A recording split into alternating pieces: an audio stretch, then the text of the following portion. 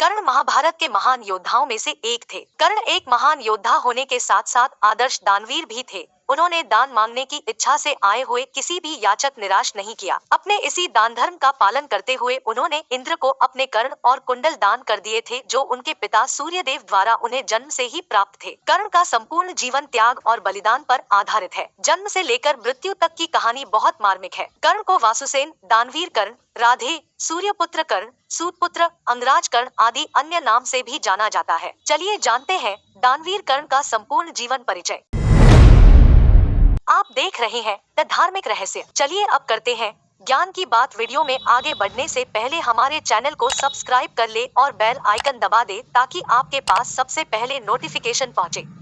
हम सबसे पहले जानेंगे दानवीर कर्ण का जन्म कैसे हुआ। एक बार महर्षि दुर्वासा ऋषि कुंती के पिता के घर में पधारे। उस समय कुंती कुंवारी थी। वह दुर्वासा ऋषि की पूरी लगन से सेवा कर रही थी। कुंती की सेवा भाव से प्रसन्न होकर दुर्वासा ऋषि ने उन्हें 5 देवताओं के मंत्र वरदान स्वरूप दिए और कहा, तुम जिस भी देवता का स्मरण करोगी तुम्हें उनके जैसा तेजस्वी पुत्र प्राप्त होगा। एक दिन उत्सुकतावश कुंती ने कुंवारे में ही मंत्र का परीक्षण करने हेतु सूर्यदेव का स्मरण किया और सूर्यदेव वहां प्रकट हो गए। अचानक सूर्यदेव को अपने सम्मुख देखकर कुंती घबरा गई। तब सूर्यदेव ने अपना परिचय देते हुए कहा, डरो मत पुत्री, मैं सूर्य हूँ, दुर्वासा ऋषि के मंत्र के प्रभाव से प्रकट हुआ हूँ। तुमने मेरा स्मरण किया है, इसलिए तुम्हें मेरे जैसे पुत्र प्राप्त होगा। पुत्र के जन्म के पश्चात तुम फिर से कुंवारी अवस्था में आ जाओगी। इतना कहकर सूर्यदेव अंतर्ध्यान हो गए। समय आने के उपरांत जब कुंती ने पुत्र को जन्म दिया तब लोकलाज के डर के कारण बच्चे को नदी में बहा दिया। सुबह जब अधिरथ जो धृतराष्ट्र का सारथी था की पत्नी राधा ने बच्चे को पानी में बहते हुए देखा तो वह तुरंत इसकी सूचना अपने पति को दी।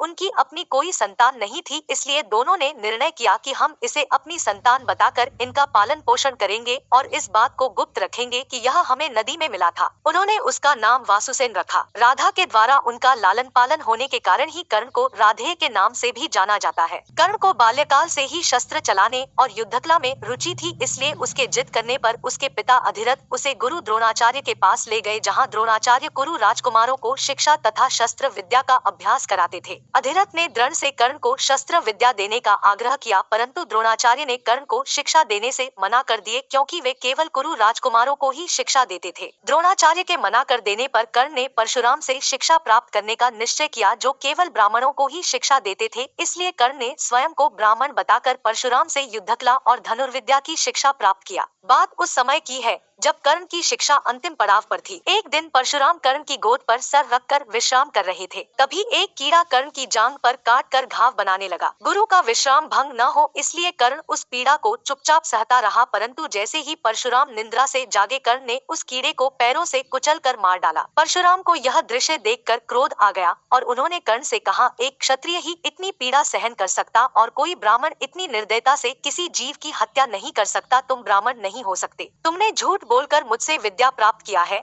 इसलिए मैं तुम्हें श्राप देता हूँ कि जब भी तुम्हें इस विद्या की सर्वाधिक आवश्यकता होगी उस दिन यह तुम्हारे किसी काम नहीं आएगी। तुम अपनी सारी विद्या भूल जाओगे। कर्ण स्वयं इस बात को नहीं जानता था कि उनका वंश क्या है। उसने गुरु से क्षमा याचना की। परशुराम को अपने शिष्य के प्रति कठोर आचरण पर ग्लानि हुई, किंतु वे चाहकर भी दिया हुआ श्राप वापस नहीं ले सकते थे, इसलिए उन्होंने अपना विजयधनुष कर्ण को प्रदान किया। सभी कौरव पांडव राजकुमारों की शिक्षा पूर्ण होने के पश्चात गुरु द्रोणाचार्य ने अपने शिष्यों की शस्त्र विद्या तथा युद्ध कौशल के परीक्षण करने हेतु रंगभूमि का आयोजन किया। रंगभूमि में अन्य देशों के राजकुमारों ने भी भाग लिया था, जिसमें अर्जुन को सर्वश्रेष्ठ धनुर्धर चुना गया। तभी वहां कर्ण आ जाता है और अर्जुन के सर्वश्रेष्ठ धनुर्धर होने का विरोध करते हुए उसे द्वंद्व युद्ध के लिए ललकारता है। तब कृपाचार्य ने द्वंद्व युद्ध की अनुमति देने से पहले कर्ण से प्रश्न किया कि तुम किस देश के राजा अथवा राजकुमार हो, क्योंकि द्वंद्व युद्ध के नियमों के अनुसार केवल कोई राजकुमार अथवा राजा ही अर्जुन को द्वंद्व युद्ध के लिए ललकार सकता था। तब दुर्योधन कृपाचार्य की बात का विरोध किया कि यह एक वीर का अपमान है। यदि द्वंद्व युद्ध करने के लिए इसका राजा होना आवश्यक है तो मैं इसे अपना अंगदेश प्रदान करता हूँ। दुर्योधन ने रंगभूमि में ही कर्ण का राज्याभिषेक किया, इसलिए कर्ण को अंगराज के नाम से भी जाना जाता है। जब कौरवों ने अंगराज कर्ण को कौरव सेना का सेनापति बनाया, उसी रात श्री कृष्ण कर्ण से मिलने उसके शिविर पर गए थे। कर्ण ने आश्चर्य से कृष्ण के आने का कारण पूछा तो कृष्ण ने उसे धर्म और अधर्म का अंतर समझाते हुए धर्म की ओर से युद्ध करने को कहा, अर्थात उन्होंने कर्ण को पांडवों की ओर से युद्ध करने का निमंत्रण दिया। अंगराज ने मित्रता को अपना धर्म बताकर कृष्ण के प्रस्ताव को अस्वीकार कर दिया। तब श्री कृष्ण ने कर्ण को वो रहस्य बताया जिस रहस्य को जानने के लिए कर्ण बचपन से व्याकुल था। श्री कृष्ण ने उसे बताया कि तुम ज्येष्ठ पांडव हो तथा पांचों पांडव तुम्हारे छोटे भाई हैं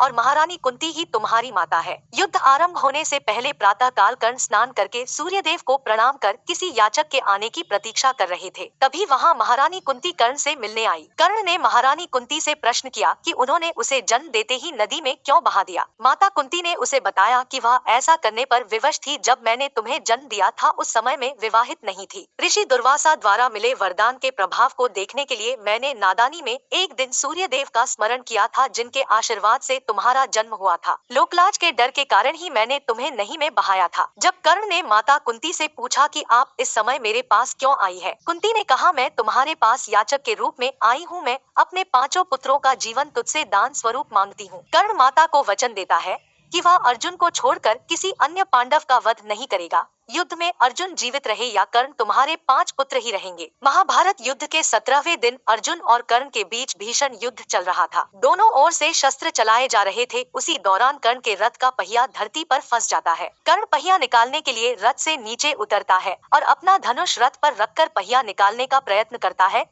उसी समय अर्जुन निहत्थे कर्ण पर दिव्यास्त्र चला दिया और उसकी मृत्यु हो गई। यह थी दानवीर कर्ण की संपूर्ण जीवन गाथा। तो मित्रों, वीडियो कैसी लगी? वीडियो पसंद आई तो एक लाइक करें और शेयर करें, कमेंट करके हमें बताएं। ऐसी और वीडियो देखने के लिए हमारे चैनल को सब्सक्राइब कर ले। जब तक आप देखते रहिए द धार्मिक रहस्य।